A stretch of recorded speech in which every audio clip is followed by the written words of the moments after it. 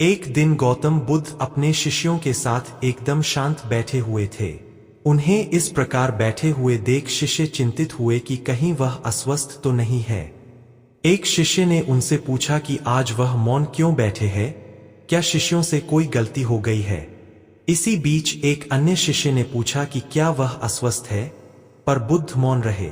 तभी कुछ दूर खड़ा व्यक्ति जोर से चिल्लाया, आज मुझे सभा में बैठने की अनुमति क्यों नहीं दी गई है। बुद्ध आंखें बंद करके ध्यान मग्न हो गए। वह व्यक्ति फिर से चिल्लाया, मुझे प्रवेश की अनुमति क्यों नहीं मिली। इसी बीच एक उदार शिष्य ने उसका पक्ष लेते हुए कहा कि उसे सभा में आने की अनुमति प्रदान की जाए। बुद्ध ने आंखें खोलीं और बोले, नहीं, वह अछूत है, उसे आज्ञा नहीं दी जा सकती। यह सुनकर शिष्यों को बड़ा आश्चर्य हुआ। बुद्ध उनके मन का भाव समझ गए और बोले, हाँ, वह अछूत है। इस पर कई शिष्य बोले, हमारे आश्रम में जात पात का कोई भेद ही नहीं, फिर वह अछूत कैसे हो गया।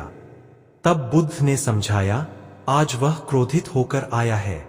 क्रोध से जीवन की एकाग्रता भंग होती है। क्रोधी व्यक्ति प्राय मानसिक हिंसा कर बैठता है, इसलिए जब तक वह क्रोध में रहता है तब तक अछूत होता है। इसलिए उसे कुछ समय एकांत में खड़े रहना चाहिए। क्रोधित शिष्य भी बुद्ध की बातें सुन रहा था। पश्चाताप की अग्नि में तप कर वह समझ चुका था कि अहिंसा ही मनुष्य का महान कर्तव्य व परम धर्म है। वह बुद्ध के चरणों में गिर पड़ा और कभी क्रोध न करने का प्रण लिया।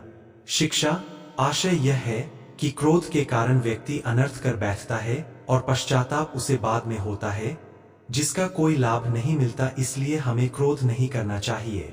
असल मायने में क्रोधित व्यक्ति अछूत हो जाता है और उसे अकेला छोड़ देना चाहिए। क्रोध करने से तन, मन और धन तीनों की हानि होती है। क्रोध से ज्यादा हानिकारक कोई और वस्तु नहीं है।